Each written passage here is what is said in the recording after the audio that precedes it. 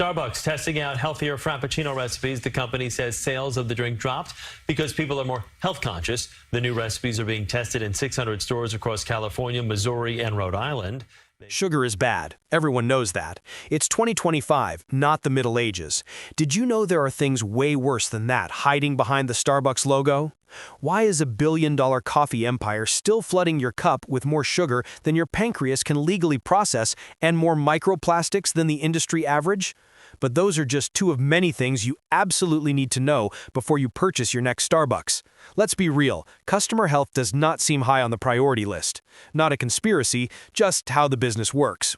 So today we're doing what Starbucks won't, showing you how they engineered their brand and menu to get the most out of you, which orders quietly wreck your health, and what to order instead so you can still enjoy your Starbucks without paying the price. Time to see what's really in that cup. If you think you're going to Starbucks for coffee, nah. Corporate has moved way past that. There are indie cafes out there with way better beans, way better flavor. Starbucks isn't selling coffee, they're selling belonging. You walk in, they shout your name, you feel seen. Dopamine unlocked. It's a QSR, quick service restaurant. That means speed and sales are more important than taste and quality. Hint, this is partly why Starbucks sales are down worldwide. Units sold over everything. And the biggest weapon they use? Sugar. Yes, ahead of caffeine. There's two kinds, total sugar and added sugar. Starbucks loads up the added stuff, that's the one that messes with your body the most. Now you know added sugar is directly linked to obesity, insulin resistance, diabetes, heart disease. But the worst part? Let me show you the scale of this trap. Caramel Frappuccino, one of their most popular drinks. A grande will have around 54 grams of sugar. That's already double what you should have in a day, in your first cup. Get a venti, and now you are pushing 65 to 70 grams. That's not a drink, that's literally just a dessert with a straw. And look, their menu has 300 drink variations, so breaking down every drink in one video is not possible, but you get the idea. So here's the rule to follow. If it's blended, it's loaded. Anything with ribbon, crunch, frap, or white chocolate in the name, instant sugar bomb. The website has nutritional breakdown on every serving, so make sure you give it a visit. Thank you, FDA, for that mandatory calorie disclosure. But if you want to keep things under control, though, stick to the OG coffee drinks like the cappuccinos, flat white, iced latte, Americano, mostly coffee and milk. Even better, cold brew or iced coffee with a splash of cream. That's clean caffeine, barely any sugar. The American Heart Association says women should have no more than 25 grams of added sugar a day. Men, 36 grams. One single grande caramel frap wipes those limits off the map. Insulin jumps in to clean up the mess, and boom, now you're crashing. And what does your brain ask for during that crash? More sugar. It becomes this loop you don't even realize you're in. And boom, habit formed. Starbucks engineers your cravings. But here's the power move if you really want a hit of sweet stuff. Just say 1 to 2 pumps, no whip. Each pump is 5 to 7 grams. Cutting from 5 pumps to 2 saves you 20 plus grams instantly. You don't have to quit Starbucks, you just have to stop letting Starbucks play you. But sugar isn't the only thing you need to watch out for at Starbucks. Caffeine, the one thing coffee is supposed to be about, even that comes with shady little plot twists. A 2024 analysis found that cafe chain coffees regularly hit 200 plus milligrams per cup, sometimes pushing the 400 milligrams day safe limit on their own. That limit is roughly equivalent to 4 cups of brewed coffee. And at Starbucks, the range is wild. A tall latte, 75 milligrams approximately. A venti blonde roast, 350 plus. Another cup after this, and you've crossed from jitterland to heart arrhythmia territory. Most people have no clue what they're actually drinking. And you don't need to hunt through research papers. Starbucks literally lists the caffeine on their own website. Grande Pick Place has about 235 milligrams. That's already more than half your day in one cup. A Venti Pike goes to about 410 milligrams. That hits the limit in one drink. One espresso shot is about 75 milligrams. Add a shot, and the jitters rise. Blonde Roast hits harder. Grande Blonde sits near 360 milligrams. You absolutely need to understand what caffeine does to your brain. Here we kept it simple. Adenosine builds up through the day to signal tiredness. More adenosine means it's time to slow down and sleep. Caffeine slips into those same receptors and blocks the signal. No more "we're tired" message anymore. Great. You feel alert and focused. Heart rate and adrenaline go up. but the adenosine is still stacking up in the background. Not so good. When the caffeine leaves, the crash hits. Use caffeine a lot, and your brain creates more adenosine receptors. Now you need more coffee just to feel normal. But here's the twist. Coffee isn't the villain. New studies show moderate coffee drinkers, like one Starbucks drink plus one small cup later, get legit benefits. Lower risks of Parkinson's, Alzheimer's, type 2 diabetes, even some cancers. Your liver? Big fan. Your brain thrives on it. Just don't confuse 3 to 5 cups in research studies with 3 to 5 ventis from Starbucks. That's when a healthy habit becomes bad for you. A 2024 ACC study says higher heart strain, more anxiety, sleep chaos. Instead of grabbing a second huge coffee, go half-calf, or switch to decaf in the afternoon. Downsize from grande to tall, you'll barely notice the volume difference, but your heart will definitely notice the break. Skip that extra shot. Go for regular roast instead of blonde. Tiny changes, and suddenly your heart can stop playing drum and bass all day, and you break that buzz, crash, need more caffeine cycle.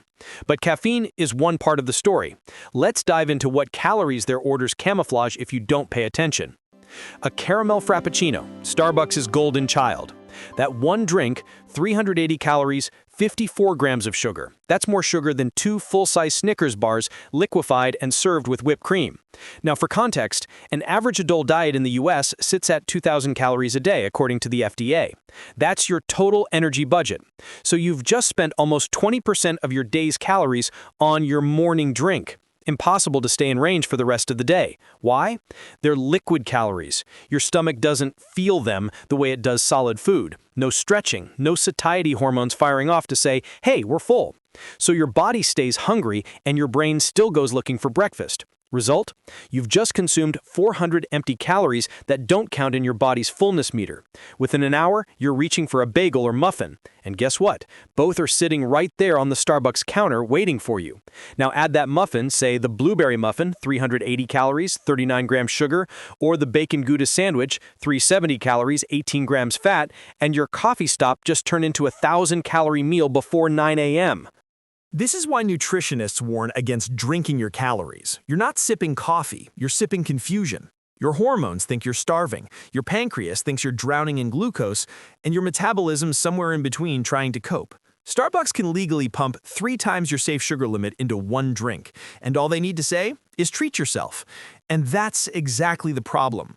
But this can be mitigated too. We already told you how to manage your coffee order to cut down the calories and sugar, but there are so much sugar, fat, and salt hiding in their regular food items as well. Let's keep it simple. For food, stick with the egg bites, especially the egg white ones at 170 calories.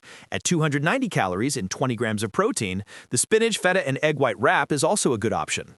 Craving something sweet? Go for the cheese and fruit protein boxes in the front display. Thank us later.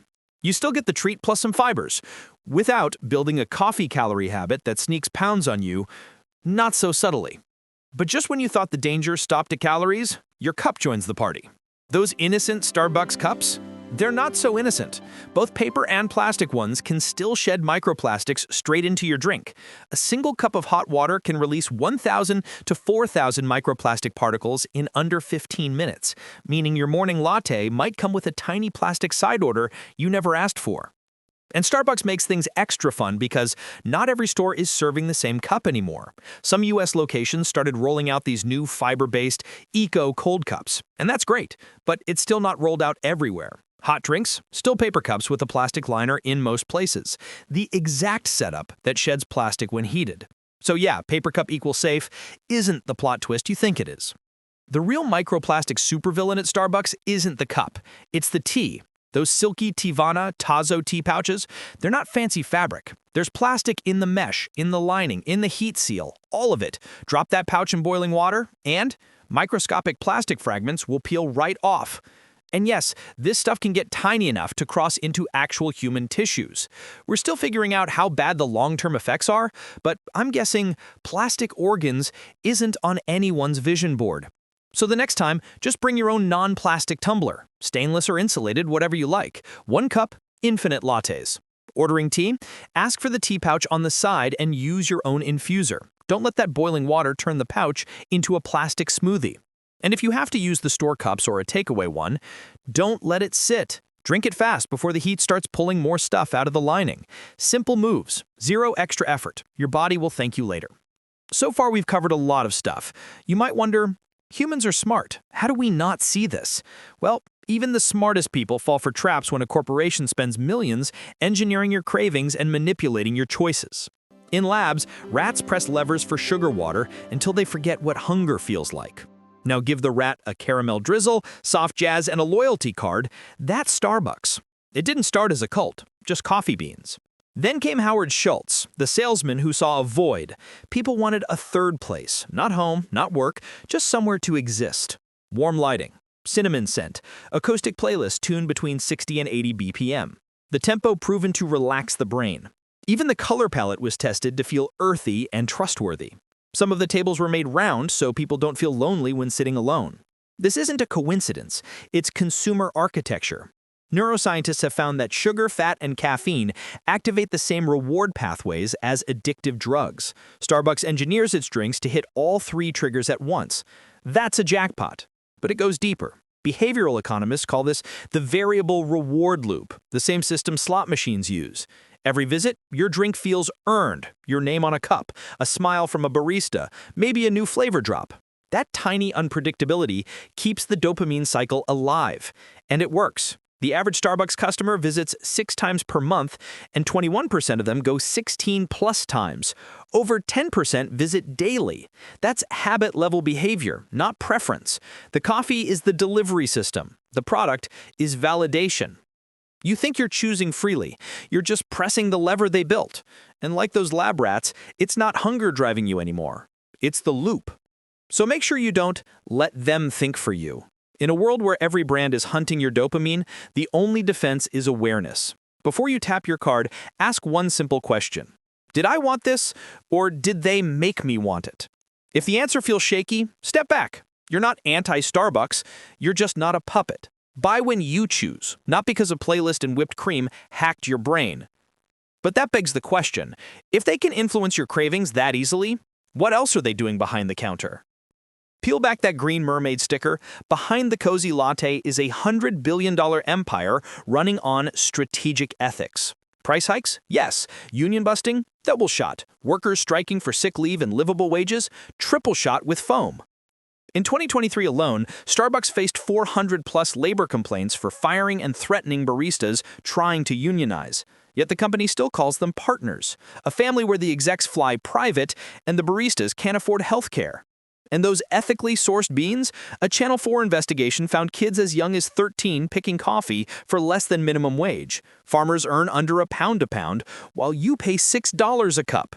Deforestation and water loss in Latin America continue, all under a shiny, sustainable logo. You need to know your place in their game. Starbucks exists to increase efficiency and deliver profit to shareholders. You come second, no matter how many smiles or ethical stickers they slap on a cup. So, if sustainability matters to you, redirect your money to local cafes that actually source responsibly and treat workers like humans. Same caffeine, less corporate theater. Every piece of the experience, the drink, the playlist, the doodle, is designed to extract. But Starbucks isn't some one-off villain. It's the blueprint, and they're not alone in this industry. Look, this isn't about hating Starbucks.